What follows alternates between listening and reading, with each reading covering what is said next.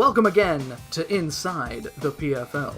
I am your champion, El Zubador, Joe, joined as ever by my co-commissions. We got Manny. Heyo! And we got Thomas. It's your boy. This is for Season 6, Week 3 of the PFL, and we're going to just start with the biggest news of the week, just, make a point about it. I'm sure everybody saw the post that Manny made, as I'm sure you've heard.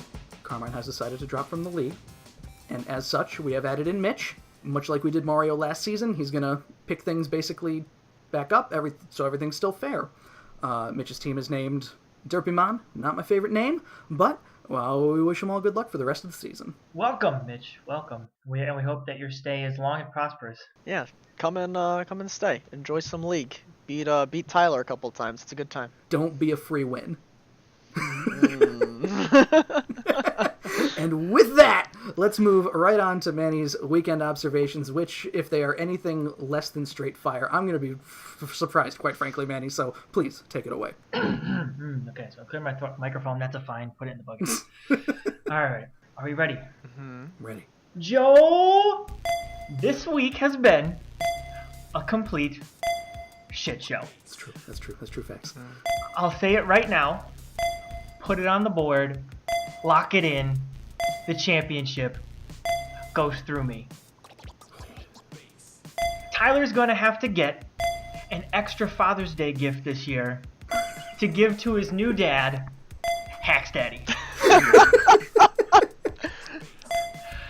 I thought I had a free win, but Murphy said, hold my beer.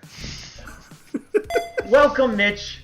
Preston is going to have to start an orgy with all these Megazam spoonings. I'm still not convinced that Gage is a real person. He may be a cyborg, but he did upgrade his software, and he showed Joe that he needs to reinstall his championship ways. I do. It was rough. Mario's back. Rob's not. I still don't know if that game was more Mario winning or Rob losing. Trevor just punched his ticket to the big dance. The pizza and beer dance. No guard Machamp. Focus Blast. New meta. Dan is playing some 4D chess out here. Well, we're all playing fucking checkers. James's wonky experiment is finally done. And funny enough, it only took losing to Mike. Mike's win, the least impressive win. It's okay, Mike. You still own a generous 20% of my championship. And Joe, those are the weekend observations. Damn, that's some fucking fire. Oof. So we're starting the weekend here with the win that Mike had, what we finished the weekend observations with. Mike +2 over James, which, Manny, as you mentioned, it is basically the end of an era. The Tier 5 my ass era is over because we have some trades and pickups coming in for that, which we'll get into a little later. But overall, I would like to hear both of your opinions on James's Tier 5 experiment. Thank Jesus it's over. It was cute. Yeah, it was fun while it lasted, but we're not that bad. We're bad players, but we're not that bad. Yeah, I'm actually hot garbage, but I'm not even steaming hot garbage now. Come on. His experiment went exactly as I thought it was going to. Do you think that it can be done, though? Because here's the thing. There's a lot of things in Tier 5 that Thomas talked the shit up out of Miltank. And Miltank, did Miltank do any work in Mario's match? It was built to, but... It 1v1'd Rhydon. It came close to killing it. I think Rhydon lived on 7 HP. But even then, there's a lot of things in Tier 5 that I don't know if you can make a valid team out of them, which is what James has tried to do with, Hale is stupid in Tier 5, as we could see. Three setters! Three Hale setters are in Tier 5, and that just shows, nobody wants it, because Ice is just, it's not great. Not even the typing, though. Just the stats of the Tier 5. Tier 5s are just, you gotta find some niche picks in there. And you can find some stuff, I think. Yes, you can. You totally can. But trying to create a whole team of 11. No, I think that's the problem. I think Tier 5 is oh shit, I need type coverage, or I just need a lead that I can put a BS focus sash on or whatever. You know what I mean? Like it's to round out. It is not. You can't make a core off of it. All of the tier 5 Pokemon that do damage, I believe, are gimmicks. The other thing I wanted to highlight about this battle, Mike, I helped Mike a bit with this battle here. You know, he consulted me for some advice on beating James here, and I was about 110% certain that the way that James was going to get his win here, because Mike was going to bring Infernape, and did he ban it this week? I don't remember. No. Even then, he Orbed it. Life Orb. I was almost 100% certain, because I ran this Liepard set. He's going to bring Weather Support Liepard, and instead of bringing Slush Rush on Beartic, he's going to bring Swift Swim, and it's going to do not almost the same thing, but it's also going to power up the Hurricanes that Articuno and Vivillon have, and Mike got so fucking scared of that, and it didn't happen. Oh man, we should have just told Mike that James was going to bring Protect Toxic on all of his Pokemon. Maybe that would work. You would have had some PTSD or something. Yeah, dude. Let's move on here. Next we got Preston over Thomas +1. Can we talk? All right, so we talked about this a little bit before. Mega Alakazam is fucking scary, guys. Thomas, can you tell us how scary Mega Alakazam is? Okay, Mega Alakazam is scary but doable. I didn't Ruxstim myself, but like I thought of better answers than what I brought, and like before the match, and I was just like, nah, I'm good. I mean, I think it was a very well played out match. I know it was long for the people watching, but that's because Preston is just starting to like get used to using the calculator and stuff. So no, I think it was a very good match. I think we both tried really hard. It was honestly not just because it was my match, but it was like the only match I actually enjoyed watching this week because it didn't seem one-sided or just god awful. It was the closest match of the week, which is definitely a good thing. I wanted to bring up, now you did Sash Crook in this match here to deal specifically with Alakazam or Coco. Yes. And the one thing that I believe you told me, because I asked why was Crook not scarfed, and I believe you told me that it's just in case Coco was scarfed, right? Yeah, so my thought process was all right, so he's going to scarf Coco to beat my scarf Crook. So I'm just going to bring Sash Crook and one-shot it. And then his logic was, oh man, Scarf Crook's a scary motherfucker. I'm going to bring Sash Coco, and he's going to try and kill me. I'm going to one-shot it. The only difference is that I heavy slammed the Tapu Koko, and he got no damage off on Crook. So, I feel like there's a weird thing to talk about here in scarfing things for the sole benefit of outspeeding other scarfed mons, because I did that to you in Season 3, I think, the season that I went to the championship, where I needed to put a scarf on Azelf to get past Latios. Oh, yeah. It's viable. I think it's actually quite viable. I think Pokemon, if you just need to barely outspeed something and you scarf it and you can get away with it, I think it's good. But I also think that some Pokemon who are just like generally slow, but you scarf it and then its speed tier is like comparable, it's just really good. It makes for some interesting plays. We'll move on here. We've got Dave over Derek +3, one of, again, the non-blowout games that took place. I want to talk about, because it happened here where Derek ended up kind of getting stuck in a loop. So Mamoswine's in, alright? And Mamoswine's a scary guy, an understandably scary mon, because it can deal with a lot of shit. It's got fucking thick fat and priority. Derek tried to use Flamethrower on it a few times to very little effect, which... but Mamoswine just kept hitting knockoff because it threatened basically everything that Derek was trying to throw out at it. Ice Shard, EQ, and knockoff actually killed Derek's entire team.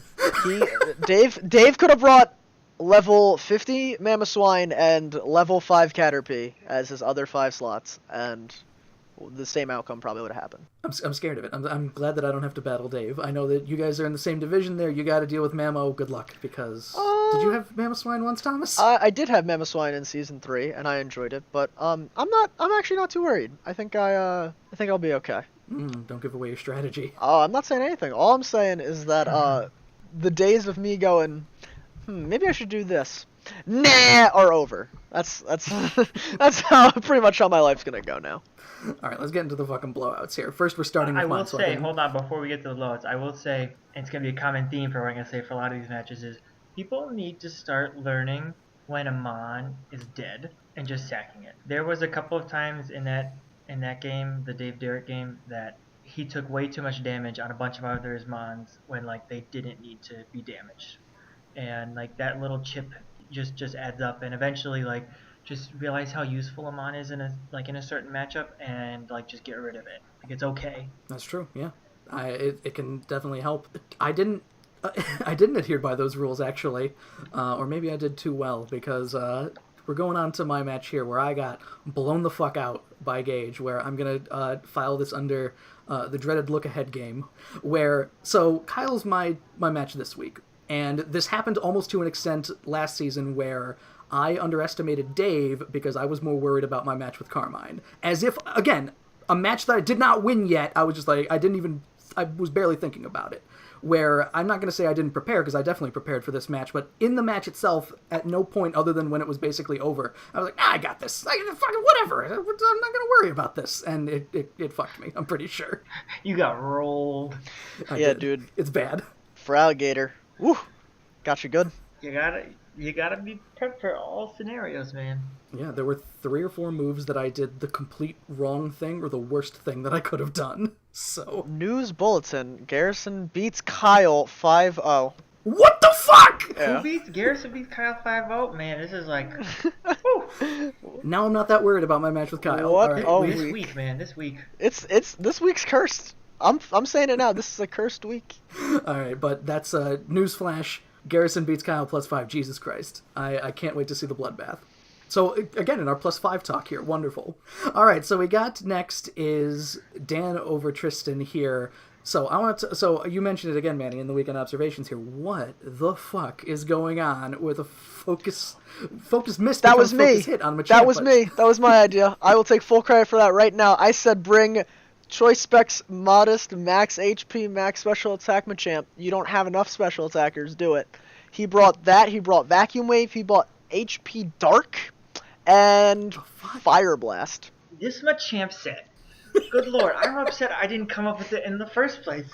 Like, I'm drafting Machamp next season. So there was a thing that happened, and maybe he didn't have a move for it, I'm not sure, but so Mimikyu comes out, and I'm going to say, all right, what are the chances Mimikyu hits anything other than Swords Dance on the first turn? I don't know. Probably not that high. Probably 5% maybe, because you can take it, and there's absolutely no downside to hitting Swords Dance the first turn, and what's your upside? Maybe getting a revenge kill, okay, and then what? But he switches out when Mimikyu comes out, which gives him the free Swords Dance, but doesn't break. He's still got the disguise up, so he needs to try to, and he couldn't do anything in Mimikyu. Don't give Mimikyu the chance, because look what happens. Yeah, you gotta shut that mon down, like, real quick. Next we have a match here. We got Mario over Rob, +5. I did not, Rob was not there. I was there with Mario. I was, watching him team build, but I don't have anything into the mind of Rob where he didn't bring Mega Charizard and he didn't bring his Z move user Porygon Z, which is this a thing of, because this is something I'll do, make someone over prepare for your threats and then don't bring them. But after a certain point, how much are you gimping yourself, Mm-hmm. I feel like that's contributed to part of the problem, or part of the terrible +5 loss here, but it was, I don't know, it was kind of tough to watch because it was like he didn't have the good answers that he needed. So Mario prepped for what threat of Rob's that Rob didn't bring? Megazard and Porygon Z. And thinking about it, I don't know really if Megazard did anything to Mario's team. It was a threat to Salamence, definitely, and just in general it had a tough claws with that attack stat, and that typing of Dragon Fire it's scary. It's something that, like, even Mario trying his best with, like, I'll run Intimidate on Salamence and I'll give it the fucking the Dragon Berry or something stupid. Oh, Salac Berry or Salac. Haban Berry. Oh, Haban. Oh, yeah. Salac's something else. I can't remember. Now, I wanted to talk about the Haban Berry really quickly here because he put that on Salamence and expecting Megazard, and I put it on Zygarde in my match expecting Hydreigon, and again, you can't prepare too much because then I'm stuck with, like, my Zygarde. I don't know what other move or what other thing I would have put on Zygarde, maybe a 50% berry or something, but, like, if your threat isn't there, you're kind of, like, it all comes down to this weird scenario of I'm going to one-on-one this mon, and it just doesn't happen.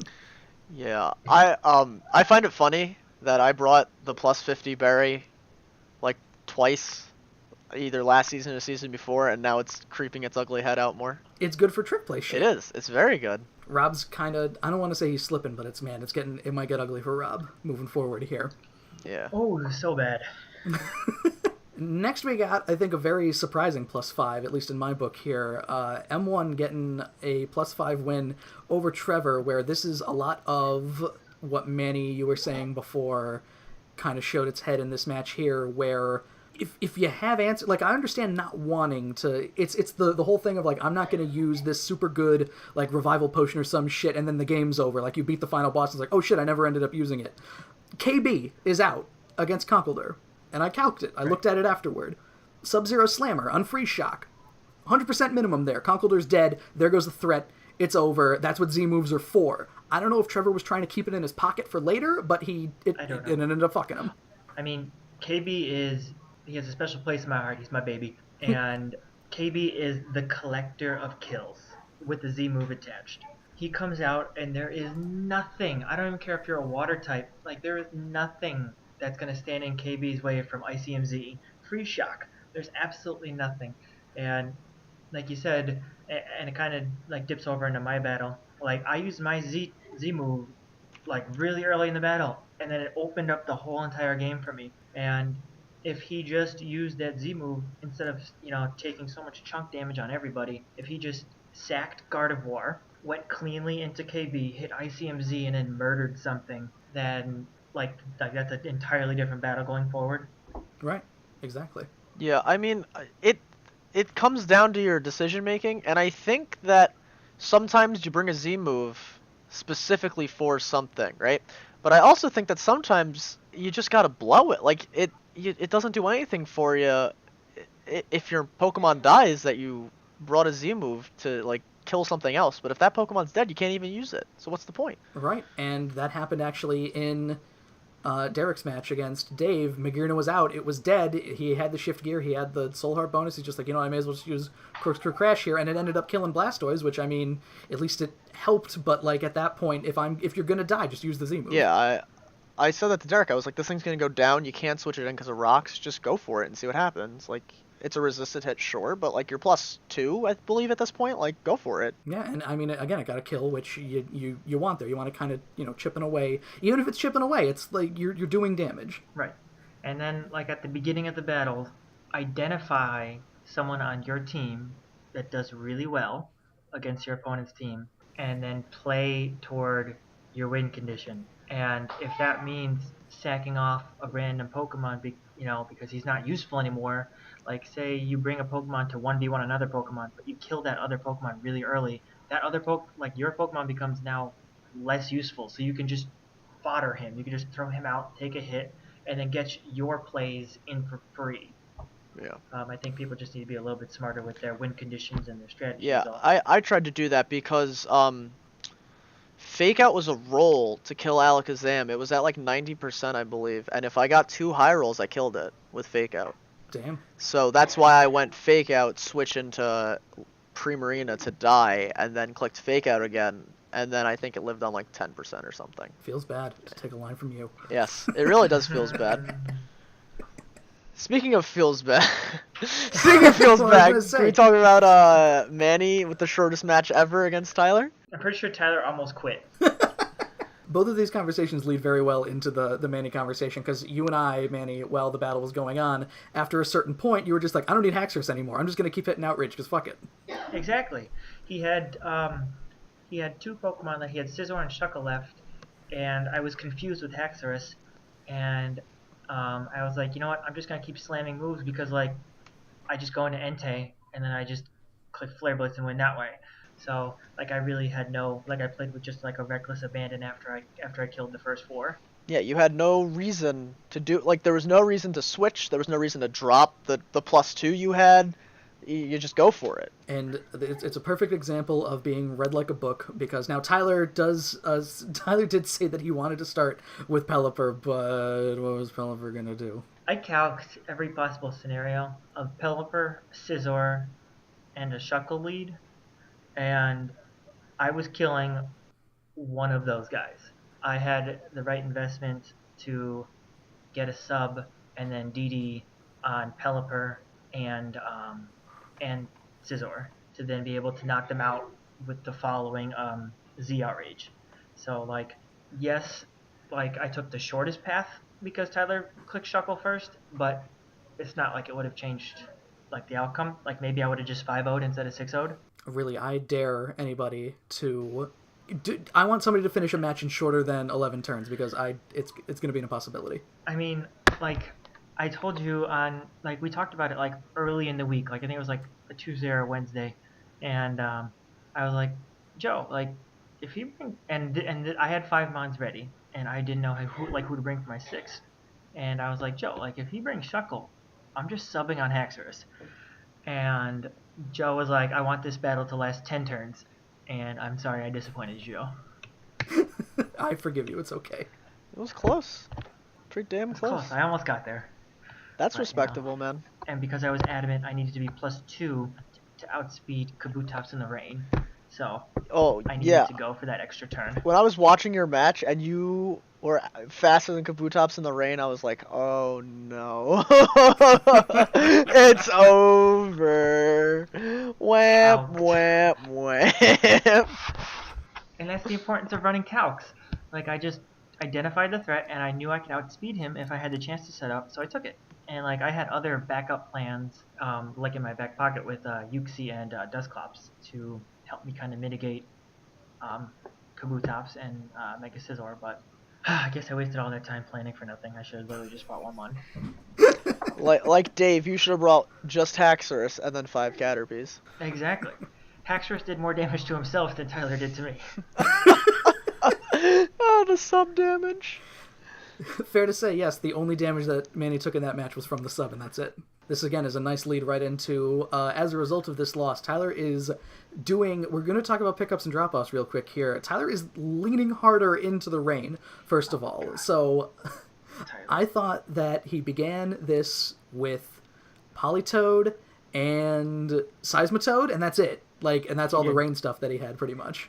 Yep. So he gets Pelipper, and then he gets Kabutops, and then this week he's dropping Mega Scizor and Goodra, which are two big-time names for Thundo T, which it's a means to keep Pelipper alive, which I like that. That's fine. And Mega Swampert. But why? But it's interesting, yeah. I don't quite understand. He's dropping his entire core that he drafted of Clefable, Scizor, and Goodra are gone. They're just gone now, and he's all rain. And he has no more pickups. He's boned. Like he can't fix this mess. No, he can't. He has 3 mons that are weak to HP grass. Yeah, dude. 4 times weak to HP grass. For Thundo, I do like Thundo. Yeah, But still, Thundo's... like losing Sapsipper on Goodra is just what? Why would you What are do you that doing? when you just drafted another water ground type?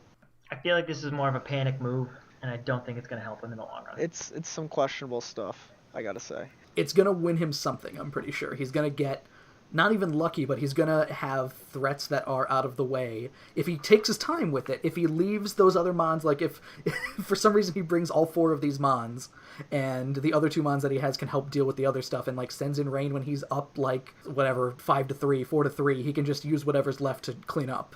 Right. I have a hard time seeing that happening. Moving on to the next, which I think everybody was waiting for, is James's drops and pickups. Yes, finally, the experiment is over. And this is only the first part. He only used 3 out of 5. I like that he's taking his time with it, too, because you want to see how things gel in the new system, where he's getting rid of Articuno as a Z-Captain, picking up Deoxys Speed, which is very interesting, and something to where I know I talked to you, Manny, about I don't like Deoxys Speed's middling stats and everything other than speed, but like a Z-move can really turn it into a nightmare, I think. If anyone could make Deoxys Speed work, it's James. Hands down. I've seen really, really dumb Deoxys Speed sets. Because it's so fast, it gets a lot of boosting moves. It gets Calm Mind, so you can automatically buff up yourself. It gets Iron Defense, so like you can check it into like defensive threats and click Iron Defense, and you always go first, and you're automatically +2 now at that point. And then like I've seen it use crazy stored powered things, like, and just completely run the train on somebody. So with the right prep, I do think Deoxys Speed, especially coming right down from Ubers, I think this is a good pickup. He also picked up A Ninetales and Volcanion, so he picked up another Hail Setter and what, in my opinion, one of the scariest Pokemon from Tier S that didn't get drafted, which makes no sense to me. Oh, Volcanion is so good. This Pokemon, I'm sorry, but this is the definition of putting a scarf on something whose speed tier isn't great, and then absolutely making this Pokemon retarded. That carried me throughout all of the 4th season. Volcanion with Steam Eruption in the rain was basically unstoppable. Yeah, dude, and Dave ran train with it last season. It hits, dude, like Sub Sludge Wave is such a good set. Oh my god, sub 3 moves with like leftovers. Deal with it. It's got like a 150, it's got like a 100 base HP and like a 150 base special attack, and then like a not terrible special defense. Like, what is this thing? It's big. It's gigantic. A really good mod. It's a really good mod. And we got some small little one pickup things to round things out here. Mario dropping Starmie for Vaporeon, giving himself a little more bulk because Starmie and Nidoking were filling fairly similar roles. Mm-hmm. He needed it, and it's a comfort pick for him, as if I do remember correctly. It is. And he gains another immunity now with Water Absorb. So he has Flash Fire and Water Absorb. Like Heatran Vaporeon could prove to be a very scary typing. It gives him more of more defense against ice moves that threaten Salamence. So good pickup. We got Dan dropping Stakataka. The Stakataka experiment is over. The number 2 pick overall, Stakataka, being dropped for Latios, which this is another pick where it's just like, why did nobody choose Latios again? I don't know, and I'm so happy for Dan it's not even real. Latios is a monster. I So love good. Latios. I will actually praise Latios to every person I've ever met in my entire life who needs a Pokemon at the tier S. Thank God you said praise, because I thought you were going to say you were going to fuck a Latios. No, that's Whoa. Wait a second, man. Whoa. That I don't roll like that. Wait a second now. This is some questionable behavior, man. I just like this game. Ladies and gentlemen, don't fuck your Latios. No, please. that's abuse. We don't appreciate that in this league. Show killer. All right, so Latios, again, everybody knows how good it is, except Trevor hates it because it missed a Draco Meteor twice. Oh my god. Oh boy, Trevor. Manny, you are dropping Leafeon here for your boy Steel Memes, Girder coming back. Jet fuel cannot melt my steel memes, my friend. I just saw what Cockledor did this week to Trevor, and I was like, I need a little compact version of that. And Girder's a comfort pick. I love Girder. I used him on cartridge. I used him last season. I think I used him in an earlier season too. Well, I want to see how it all comes together for him, but I think these are pretty good picks overall. And we're going to be moving swiftly along here. We're going to be... So the commish picks, so we all got fucked on the Kyle pick here. So let me just go ahead and strike that all out. Manny, you did the best this week at 5-5. Again, splitting the uprights on that one. Thomas and I both hitting 4 and 6. So thank God I'm still in first by 1 point. Damn. You know, I think I had +6 Manny down, and then I changed it to +4 because Joe was like, "Whoa, +6 Manny! Wait a second now." I was like, you're right. Tyler's not that pathetic. I guess I was wrong. Little did we know. Mike fucked me. I could have won this week, and Mike won +2 instead of +3. God damn it, Mike. Get some, boys. Oh yeah. Yes. All right. Let's get in on these picks for this week here. So the first match we got of the week, we got James versus Rob. I think this is, we talk about revenge matches a lot. I think this is James. He's starting his run. You talking about like the boosting moves that Speed Deoxys gets actually made me really, really scared of it. So I'm choosing James. James, let's go. On the rebound. His first win of the season comes next week. I gotta give it to Booby because I think that James is not going to be able to handle all this newfound power, and Rob's going to sneak a win. All right, It's going to be too much for him. Shit. Next we got Trevor versus Mario here. I gotta go with Mario, +3. Your plus is too low. Jesus. I'm going Mario. Give me Mario. Sweep it. Get your brooms. Next we got Mike versus Murphy here. I gotta go. Now, Murphy's currently top of the division, somehow top of Sapphire, and I think that Mike gets shaken really easily from most battles. He has even less confidence than I do going into most battles. So he's a nervous wreck all the time. I'm gonna say that Murphy gets this one out just for being more confident. Murphy. I gotta give it to Mike because I don't think Murphy's gonna have a reliable way of dealing with this Regenerator core. I think his team's a little too tanky, and I think Murphy's not gonna be able to one-shot everything, and it's just gonna switch a lot. Mike's just gonna play the cup game with him, and he's not gonna know what to do with himself, and he's gonna bet all of his money and lose. We got Dan versus Mitch here. Mitch's first game in the league. I gotta give it to Dan. I'm going with Dan. Mitch has no idea how draft works. I'm gonna give it to Mitch because Dan has no bags of tricks left. Everybody's got a puncher's chance. That's true. So, all right, we got Preston versus Garrison here. I might have to fucking change my pick. Oh shit, I didn't expect Garrison to blow Kyle out. Oh my god. I'm choosing Preston here just because somebody needs to do something about Mega Alakazam, and so far barely anyone has. I eked a win out. I don't know how I did it, but Mega Zam can run train if you don't prepare for it correctly. I'm going with Megazam and Preston. I'm going with sub-contrary superior to beat out Zam with Garrison. I gotta be honest with you. All right, well, Joe versus Kyle. I gotta go with myself on this one because am I ever going to pick not myself? Jesus Christ.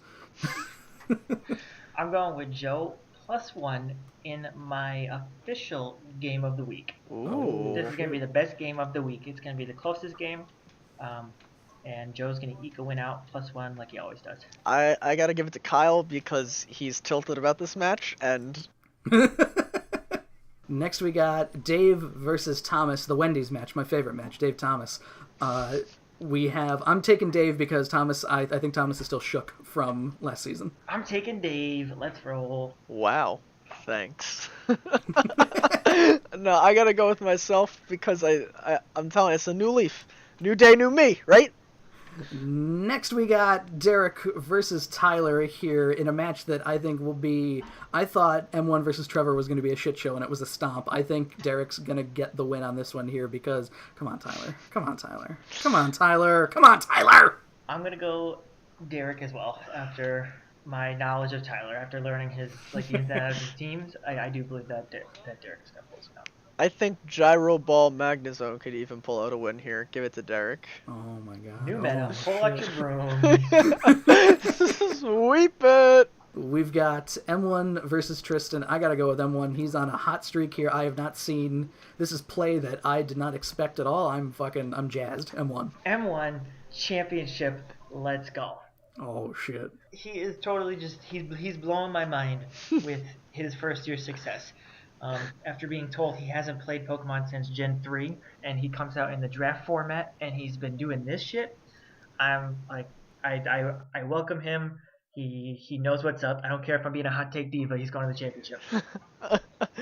I gotta give it to Tristan for the same reason I gotta give it to Kyle. They're upset. Those brothers, man, they are tilted right now, and they're not gonna sit down and just take it. And finally, we got Gage versus Manny. Manny is gonna fucking hack the shit out of him. So yeah, I don't get beat by bots. All right, I'm picking me. I don't care what kind of software he downloaded last week to crush you like a grape, Joe.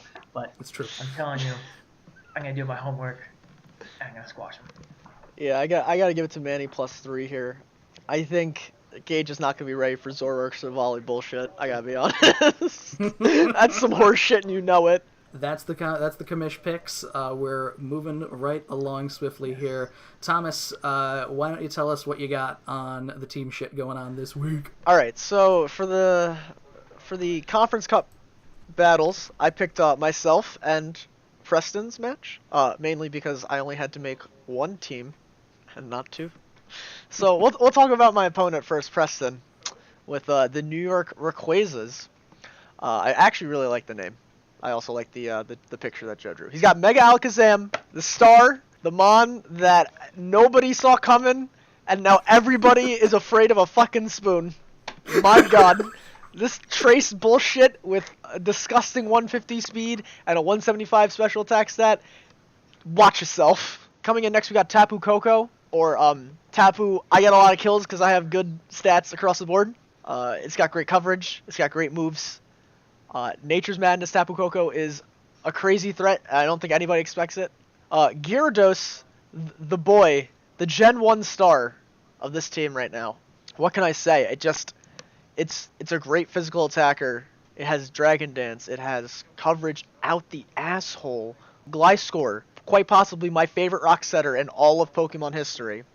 Toxic Heal, with just knockoff Earthquake. The Fang moves, acrobatics, though you never want his item to be gone. I mean, after you get Toxic, it doesn't really matter. No, I think, Gliscor is actually one of the mons where I don't mind it getting knocked off if he's already poisoned. Kingdra. Now, I think that Kingdra works much better in a range setting, though I do think the gimmicky sniper set can scrape you out some mons. I think it can get you a kill or two. I wouldn't say it's the most reliable thing. Incineroar. I like Incineroar in concept. I like its move pool. I like its base 115 attack and its base 95 HP. But its speed tier being at 60 is just... it shoots this Pokemon in the foot. Because now you need to Scarf it. You either need to Scarf it or go max HP, and then you're just losing out on something. But its coverage is phenomenal. It gets Outrage. It gets... What does it get Outrage? Yeah, it gets Outrage. It gets Dark moves, Bug moves, Steel moves, Fighting moves, Fire moves, Electric moves, Flying moves. This thing gets some stuff, man. He's got Rotom Heat coming out with his second Fire type and second Electric type. But I actually like Rotom Heat on his team because it's a Defogger, it's a Scarf Abuser, which he doesn't really have right now. I mean, you could Scarf Coco. You don't always need to Scarf Coco. Like, he's bringing Wise Glasses on it, which I think is actually a really good tech that I saw. Defog now on the Rotoms, so it gives it a little more to deal with. Then we got Drapion, another Sniper user, Toxic Spike setter. It has Whirlwind, Taunt. I think that this actually, at its price point, is pretty good with its 95 speed tier. It's got a 110 defense, so it's actually pretty naturally bulky in the, like the physically defensive side. Next up, we have Tauros. I think Rob has proven to all of us that Tauros is a threat. If you haven't faced Rob with Tauros, consider yourself lucky. Rock Climb actually becomes a scary move. I don't know when I thought I'd ever say that in my entire life. It's very limited in its set, I believe. It really doesn't get too many moves. It gets Pursuit. This thing gets Outrage. What? Because that's what Tauros needed. A bull needed to get a dragon move. But that's okay. Yeah, we're just going to gloss over that. He has got Mr. Mime as well. He hasn't brought Mr. Mime yet, but I think with a 120 special defense, a 100 special attack, and a 90 base speed, this thing can put in some work. I think he needs to start abusing this Pokemon a little more. He needs a good matchup for it. Let it shine. And to round it out, he has Muck. I don't remember why he said he wanted to draft Muck. I think he wanted Well, it. you said Drapion was there for the poison typing. So, Yeah, I don't really remember. He told me why. I don't really remember what it was. But I think that regular Muck still has some usage. Now, my team. So I got the boy Celesteela. The thing Tyler did not prepare for at all. No, Tyler didn't prepare for this at all. After seeing what Dan could have done with this last season, I had to have it. I wasn't really sure what I wanted my Steel type to be, honestly, going into the draft, and then I heard that Tapu Fini was getting drafted away from me by Manny, and I was like, well, I guess I'm picking up Celesteela because I need a wall. And I love this Pokemon. I think this Pokemon is disgustingly versatile with a 101 attack, 103 defense, 107 special attack, and a 101 special defense. Then we got Megalopony. Again, after seeing what Manny did with Megalopony, I wanted to give it a whirl. I wasn't really sure on a Mega yet myself, and I had seen some ladder play with Lopunny, and I was like, ooh, I got some ideas. So I scooped it. And then Primarina. I told my roommate Preston about Primarina last season and how much it's going to be like a great Pokemon. And he used it and he loved it. Now this season, it's my turn to take it for a spin, and I'm loving it. Emboar's a comfort pick for me. I used it Season 4, and I loved it. This thing is crazy with Reckless, and its ability to abuse Reckless to no end with Flare Blitz and Head Smash and Wild Charge. Yeah, that's disgusting. Reuniclus was a last-minute pickup for me, because I wasn't sure what I wanted my Z-Captain to be, because I had Celesteela, Lopunny, and Primarina. I was like, none of those can really be Z-Captains. I like having other items. Obviously not on Lopunny, but I like having other items on those too. So I saw 125 special attack, 110 HP Reuniclus, and I was like, late game sweeper? Yeah, I can see that. And that's why we're here. And Regenerator. Presence too. Yeah, Regenerator, right? So even if it takes Magic a hit. Guard, I think, is the other one too. Yeah, Magic Guard's really good. doesn't take rocks damage, doesn't take toxic damage. I can switch it in on that stuff if I wanted to. It's pretty good. It's got very interesting move pool. Signal Beam, Flash Cannon, Shadow Ball, Psychic. Crocodile. I won Crocodile last season and didn't get drafted, so this season it's mine. This thing, Scarfed, is a crazy threat, as everybody keeps prepping for Scarf Crook, and I bring Sash Crook every week. Next we have Shaman, another comfort pick for me. I love Shaman. I think having a base 100 in every stat, and then its move pool being pretty diverse. This Pokemon, I think most people don't realize what this Pokemon can do. Druddigon. I think this is actually a really underrated low-tier defensive wall. With Rough Skin, Rocky Helmet, it has access to rocks, the punches. You can run Sheer Force sets too. Sheer Force sets too. It's disgusting what this Pokemon can do, in my opinion. I think that this is a very underrated pick. A Persian. This was a swap for Liepard because I wanted Liepard and it got drafted away. Not that I needed a Dark type, but I needed something to set weather with.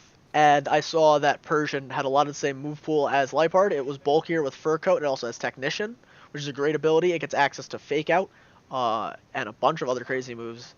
Drifblim, I needed a Defogger, and with Aftermath as a cute ability and Unburn as a hilarious ability, and Flare Boost is also a pretty cool ability, which I might have to crack out one time. Its special attack is raised by 1.5 if it's burned, so keep an eye out for that. Surprisingly good. And to round out my team, I brought Lantern because of its two immunities with a Volt Absorb and Water Absorb. It's pretty bulky Pokemon. It's got a 125 HP and then a 76 special defense, which isn't fantastic, but with an AV or with a lot of HP investment, it can soak up some hits. The best part about it, I think, is its immunities. That's the team. So we took the time, Thomas and I, because Manny had to peace out before the end here, to look over Kyle and Garrison's match, and let me fucking tell you, Thomas, much like we had Trick Room Sticky Web, Contrary Sticky Web, what the fuck? What the fuck? Oh, it was dirt nasty. Dirt nasty. Oh my god, it's so fucking bad, dude! Oof. It was terrible! Oof. Kyle texted me after the match happened. That's how I knew it was over, because Kyle texted me saying, I lost, and I forgot what abilities were. And I was like, damn. You hate to see it happen, folks. Ain't That some shit. All those walls. I think, so I don't want to give Kyle, this is going to go up on Thursday, so it doesn't matter for my match. Kyle needs a phaser, I think, because he has all those walls there, but if he has somebody who could just sit there and set up on them, that's no good. Yeah, that's bad. He needs like a Whirlwind, a Dragon Tail, a Roar, or something. That's really, so I'm going to give him that free advice now, which he can't use for our battle this week, but Kyle, get a phaser because it might do you some good. Yeah. I think that Garrison played extremely smart. I think he knew, he sat down and he went, well, these are all walls. How do you deal with walls? Wall breakers. Well, what are wall breakers? Wall breakers are things that get boosts that don't waste a lot of time. So he can't get Toxic stalled out, and he didn't. With Contrary, that's exactly what happened. And with Unburden. He got Unburden. Yeah. He Unburdened Acrobatics, then he was Swords Danced, and he had Fast Taunt. Fast Taunt deals with those mons, because when you run, like, Wish Protect Toxic on 4 of your Pokemon, and the other Pokemon you bring get rocked by flying moves, like, I don't know what you do. I think that, I think Kyle's been knocked down a peg or two by Garrison here. I think it's healthy. I think it spurs competition. It makes me sad. Makes me sad that his battle against me is probably going to... Again, he's pissed now, so he's going to try even harder, and I'm scared. That wasn't a conference match, or an out-of-conference match, no, right? That was an in-conference. That was an in-conference match, so these two are going to meet again, Ooh. and I can't... We're getting to the point where, in the season, where we're going to start building towards rematches, which I think are some of my favorite parts of having all of the divisions, because rematches are... It can sometimes be just completely different matches because of how the teams change, too. Yeah, sometimes you bring the exact same team and you refuse to change anything, or sometimes you bring you bring 5 new Pokemon. You bring the exact same team and you only change Agility to Rock Polish. Oh yeah. Manny's not here to defend himself, but that freeze didn't make a difference. I still would have rocked him. It's Okay. And on that bombshell, I think it is time to end Inside the PFL for week 3 here. Thomas, I think going into week 4 here, especially for me, I'm sitting at 2-1. Kyle is at 2-1. I could take the division. Week 4 is the most important week of the season, I think. I agree. I think that this week, I think that everybody, you know, they've had their jitters, they've had their rust, they've had their misplays. I think this week specifically was so ugly that everybody's gonna, like, you know, splash some water, slap themselves in the face a little bit, go in a mirror, be like, got this! Oh! You know what I mean? Like, I think this is gonna be the week where the competitiveness really comes out, and it really, it's been, you know, like, hiding in the shadows for the time being, and I think this is the week where it rears out its ugly head and goes, yeah, I'm here. We got competition. We got some good matches. I gotta see some good matches after this week. This week was disappointing and depressing. I almost said it at the same time. That's how upset I am. I thought you were going for deplorable, which also is good. Oh yeah, deplorable. See, I don't use that fancy of vocabulary, but yes, this week was deplorable. I agree. Get this shit out of here. By the way, as well, really quick Conference Cup stuff. Diamond still winning for Inside the PFL Week 3 on behalf of Manny, who has left us, and my name is Joe. Thomas, please take us away. Oh, guys, please have a better week. Oh, fucking please. That's all. That's all I want. All I want is a better week.